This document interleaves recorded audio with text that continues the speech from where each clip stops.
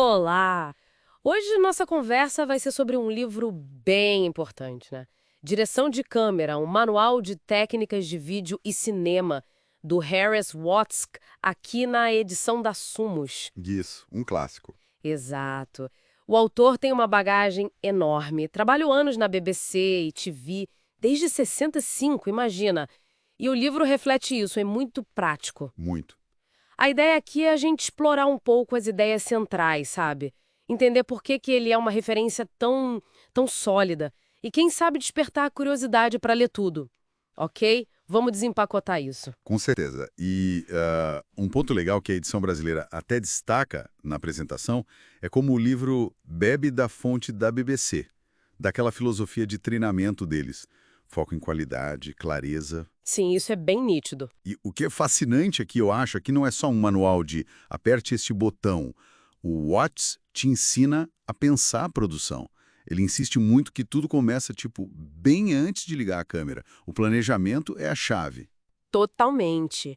E a estrutura do livro já mostra isso, né? Começa com o plano, o planejamento mesmo, depois vai para filmar, gravar, para editar e edição, tem um capítulo sobre entrevistas. Que é super importante também. Sim. E terminam com um que eu acho genial: filme para o espectador. Mas voltando ao início, essa ênfase na preparação. Ele fala da importância de ter um tratamento que é tipo um resumo escrito ou um storyboard mesmo para coisas menores. Aquele exemplo do Jack Jill é ótimo. É ótimo. Tá lá nas páginas 22 e 23. Mostra como uma ferramenta visual simples ajuda a travar a história antes de gastar tempo e dinheiro no set. E aqui é onde fica realmente interessante. Uhum. Esse planejamento prévio, bem feito, é quase um antídoto para um monte de problema que aparece depois na gravação, na edição. Transforma a ideia em plano concreto, sabe? Evita aquele improviso que sai caro. E o porquê disso, segundo Watts, vai além de só economizar tempo ou recurso, o que já seria, né, ótimo. Claro. O ponto central é que planejar te força a pensar na narrativa, no impacto que você quer causar no público, antes de fazer qualquer coisa prática. Faz todo sentido. E isso conecta direto com a ideia de qualidade que você mencionou. Não é só ter uma imagem bonita, tecnicamente perfeita. É respeitar a inteligência de quem assiste, ser claro na comunicação. Olha, um exemplo prático disso no livro. A discussão sobre close-ups. Ah, sim, páginas 32, 33. Exato. Ele mostra o poder de intimidade que um close tem, claro. Mas, e isso é crucial, ele alerta para o risco do exagero, sabe? Ou da falta de contexto. Às vezes um close mal usado mais confunde do que conecta.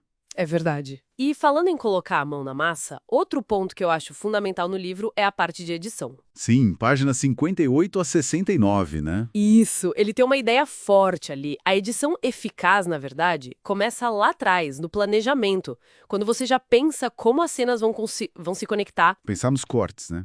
Pensar nos cortes.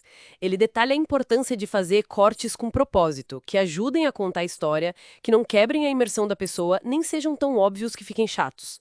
Ele até aborda a regra dos 180 graus, Fundamental. nas páginas 46 a 49. Aquela linha imaginária para manter a noção de espaço, a direção do olhar. Básico, mas nossa, como faz diferença para não desorientar o espectador. E a filosofia de edição do Watts é essa: refinar a mensagem, controlar o ritmo.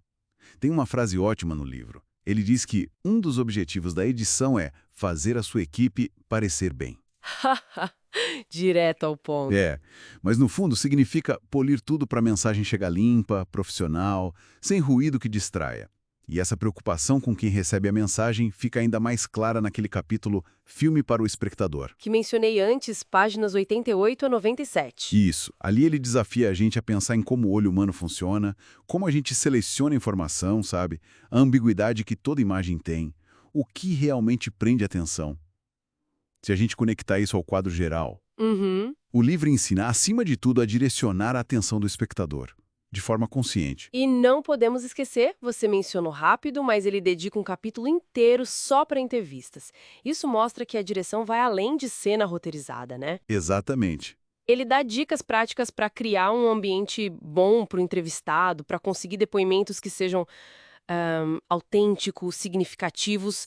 Mostra uma sensibilidade ali também. Total. E ele leva isso para a edição da entrevista também. Como enquadrar, como cortar, para maximizar o impacto da fala, sempre pensando em como o público vai receber aquilo. É um olhar bem completo sobre comunicação audiovisual. Então, o que tudo isso significa, no fim das contas? Para mim, significa que direção de câmera é muito mais que um manual de equipamento. Bem mais. É um guia sobre como tomar decisões conscientes, criativas, técnicas, seja para vídeo, para cinema, e o foco é sempre na clareza, no impacto no público.